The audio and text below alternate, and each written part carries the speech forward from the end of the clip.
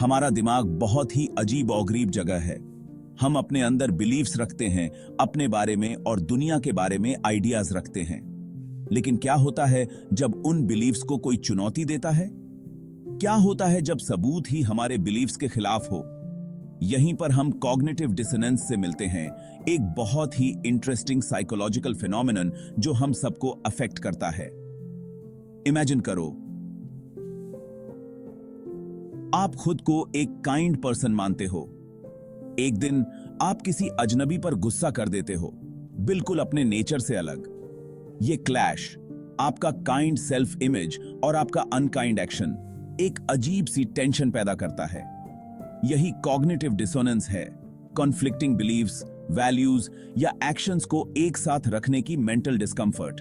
ये बिल्कुल ऐसे है जैसे दो पजल पीसेस को जोड़ना जो बिल्कुल भी फिट नहीं होते। डिसोनेंस का एक्सपीरियंस बहुत ही अजीब होता है। ये एक डिस्कंफर्ट फीलिंग है, एक मेंटल खुजाली है जिसे हम दूर करने की कोशिश करते हैं। और हम इंसान इस डिस्कंफर्ट को दूर करने के लिए नए नए तरीके ढूंढने में माहिर हैं। हम अक्सर अपनी सोच और एक्शंस में कंसिस्टेंसी चाहते हैं। कॉग्निटिव डिसोनेंस इस हार्मनी को बिगाड़ देता है, एक इंटरनल स्ट्रगल पैदा करता है। इस स्ट्रगल को समझना बहुत जरूरी है ये समझने के लिए कि हम दुनिया में कैसे जीते हैं और क्यों कभी कभी हम कुछ बिलीफ्स से चिपके रहते हैं, तब भी जब फैक्ट्स उनके खिलाफ हों। कहा कॉग्निटिव डिसोनेंस बहुत सारी रोजाना की सिचुएशंस में पैदा होती है। मान लो आप एक स्मोकर हो जो जानता है कि स्मोकिंग सेहत के लिए खराब है। आपके पास दो कन्फ्लिक्टिंग बिलीफ्स हैं। आपको स्मोकिंग पसंद है, लेकिन आप यह भी जानते हैं कि यह हार्मफुल है। यह डिसोनेंस डिस्कंफर्ट पैदा करती है। आप इसे कैसे रिजॉल्व करते हैं? आप शायद स्मोकिंग के रिस्क्स को कम करके आंकेंगे, खुद से कहेंगे कि यह इतना भी बुरा नहीं है। आप शायद स्मोकिंग से मिलने वाले प्लेजर पर ध्यान केंद्रित करेंगे, या किसी ऐसे व्यक्ति के बारे में सोचें जो किसी फेलिंग बिजनेस वेंचर में बहुत इन्वेस्ट करता है। इसके बर्बाद होने के बावजूद वो इसमें और पैसा और रिसोर्सेज लगाते हैं।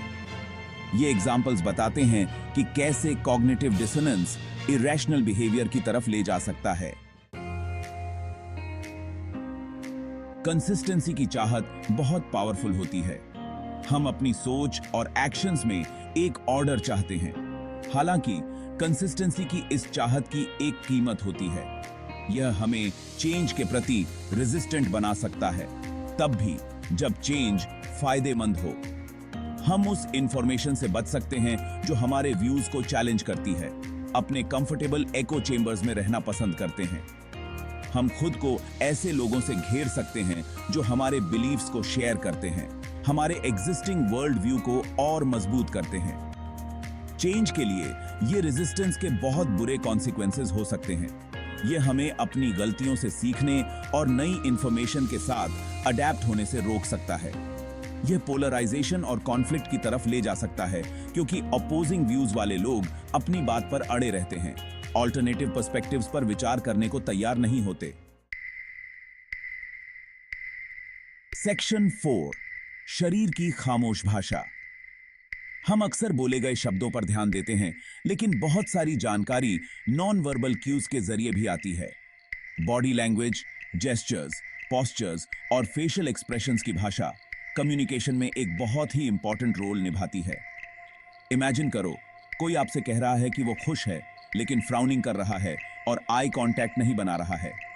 उनके वर्ड्स कुछ और कह रहे होंगे, लेकिन उनकी बॉडी लैंग्वेज कुछ और बता रही होगी। ये इनकॉन्ग्रुएंस नॉन वर्बल कम्युनिकेशन की पावर को दिखाता है। आईब्राउ के हल्के से उठने से लेकर फर्म हैंडशेक तक हमारा शरीर लगातार सिग्नल्स भेजता रहता है। इन सिग्नल्स को पढ़ना सीखना दूसरों को समझने में हमारी मदद कर सकता है।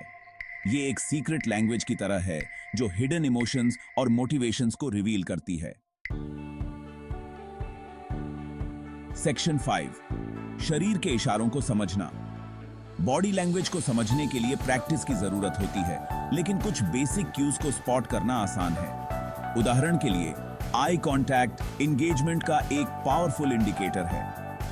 जो व्यक्ति आई कांटेक्ट बनाए रखता है वो शायद इंटरेस्टेड और अटेंटिव होता है, जबकि जो आई कांटेक्ट से बचता है वो शायद अनकंफर्टेबल फील कर रहा होता है या कुछ छुपा रहा होता है। पोस्चर भी एक रिवीलिंग क्यू है।